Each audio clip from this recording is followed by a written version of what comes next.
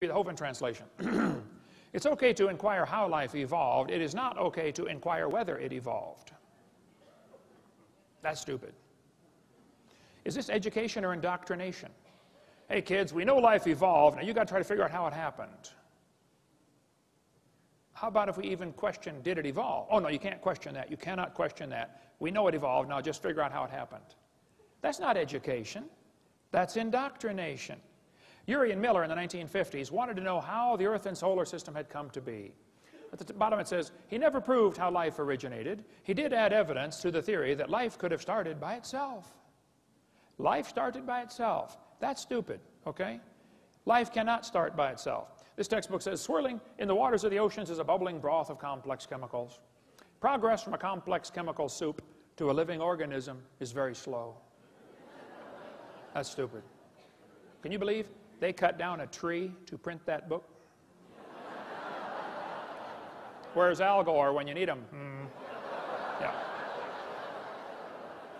Here we have 4 major magazines and news media, Scientific American, CNN, New Scientist. They're all saying life sprang from clay. Yes, a piece of clay created life. Well, that's stupid.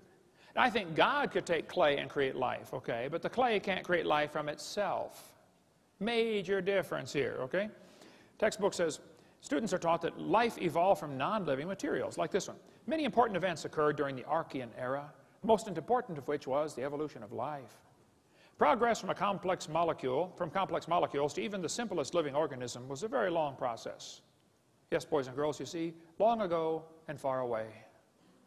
They hide it in antiquity. Well, if you just imagine, you go back far enough, it happened. Oh, yeah, it must have. This one says, between 4 and 3.8 billion years ago, living cells emerged. There's no record of the event.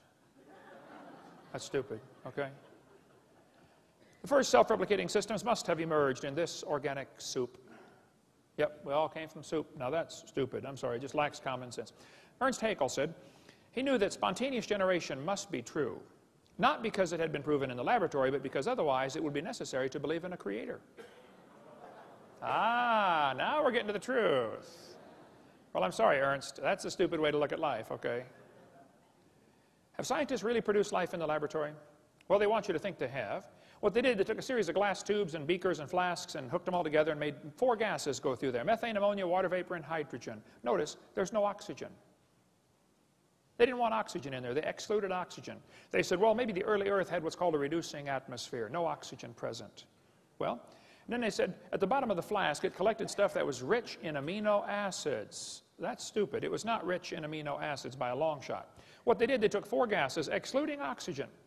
Major problem, because they had to leave oxygen out, because if anything tried to get together, it would oxidize. You know, you cut a banana open, lay it on the table, it turns brown, it oxidizes. You don't paint your car, it rusts, it oxidizes. So he took oxygen out. The problem is, you got to have oxygen. See, ozone is made from oxygen, and ozone blocks UV light. So if you take away the oxygen, now the UV light destroys your ammonia, and that's one of the other gases you're trying to use. So you cannot get life to evolve without oxygen, and you cannot get life to evolve with oxygen. And the Earth has always had oxygen. All the experiments are showing that there's no proof of this reducing atmosphere. There's far more oxygen in the past than anybody ever imagined. We find in general no evidence that the Earth had an oxygen-free atmosphere. That's what all the scientific experiments have shown. So life cannot evolve with oxygen. Life cannot evolve without oxygen. And yet they're teaching us life evolved from non-living matter. I'm sorry, that's just stupid. It had to be designed, created by a really smart designer. This textbook says there was 0% oxygen on the Earth, but the rocks absorbed it. That's stupid. They filtered out the product in this experiment. Miller and Urey in their experiments had the stuff going through this series of tubes, and when it got to the bottom, they drained it off because they didn't want it to go through the electric spark chamber again because the spark would tear it apart. They said it's like 100,000 times more likely to destroy it than it was to create it. So they had to protect the goo that they created at the bottom. That's not realistic for nature. I mean, if they're saying life evolved in some warm little pond from lightning strikes, that's just not common sense. Because the lightning strike's 100,000 times more likely to tear it apart than it is to put it together. Go check out your little pond after lightning strikes. See how many frogs are surviving. Yeah. What he actually made was 85% tar, 13% carboxylic acid. Now, both of those are toxic to life. He made 2% amino acids, and only 2 of the amino acids were made. There are 20 different amino acids. It's like making 2 letters of the alphabet accidentally by dropping toothpicks and saying, wow, look at this. Nobody writes books. Here's how they're formed. Duh. These amino acids bond with tar and acid much more quickly than with each other. Amino acids are like letters of the alphabet. They're building blocks to make words, and you got to have words to make paragraphs and paragraphs to make books. What he actually made in the experiment was the equivalent of a couple of letters. 2 of the letters. And half of them were backwards. Now you really got a problem. Because the smallest proteins have 70 to 100 of these amino acids in precise order, and they're all left-handed. What's the chances of dropping toothpicks out of an airplane and creating letters on the ground, 70 letters in a row, all facing the right way, all spelled correctly, just to make 1 paragraph? The chances are 0. It's not going to happen. Now, if you believe it will, that's great. I admire your faith, but don't call it science. And don't make me pay to put that in the schools like it's part of science. Okay, you go start yourself a private school and teach that junk to anybody that wants to pay and come learn it. This is America, the land of the free and the home of the slave, so, or whatever. So, now, DNA and RNA are all right-handed molecules, and hundreds of these have to combine in the right order, and they unbond in water much faster than they bond. And as far as I'm concerned, folks, the oceans are completely full of water. Brownian motion is going to drive them apart. It is not common sense to say scientists have made life in the laboratory. It's just stupid. They haven't even come close. I was in a debate one time, and this one student in the Q&A time said, Hovind, what are you going to say if scientists ever make life in the laboratory? What are you going to say then? I said, well, first of all, I would like to point out they're a long ways from it. They're nowhere close to creating life. They can't even get just a couple of these amino acids to combine. Can't even make a protein. He said, well, you're right. I said, now, to answer your question, I guess I'd have to say, if a bunch of intelligent scientists get together and create life in the laboratory, that would prove it takes intelligence to make life. Which is what I've been saying all along.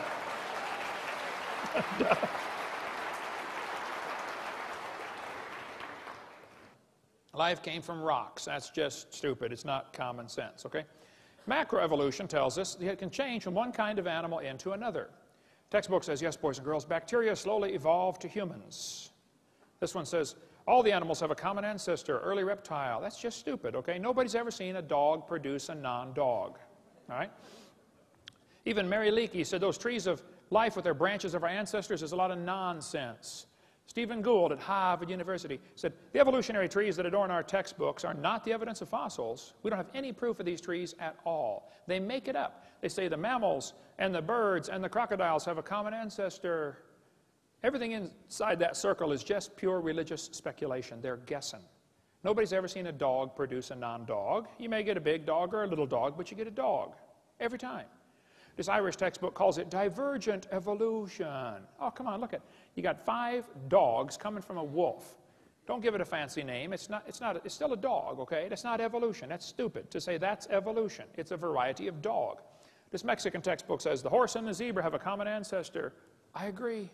And it looked like a horse. 4-wheel drive, genuine leather upholstery. I mean, all the standard equipment, okay?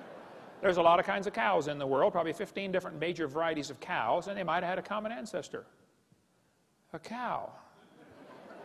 There's a magazine where you can order chickens. Okay, boys and girls, let's order some chickens. Do you want to get cinnamon queens, red rocks, white rocks, cherry eggers, brown leghorns, golden comets?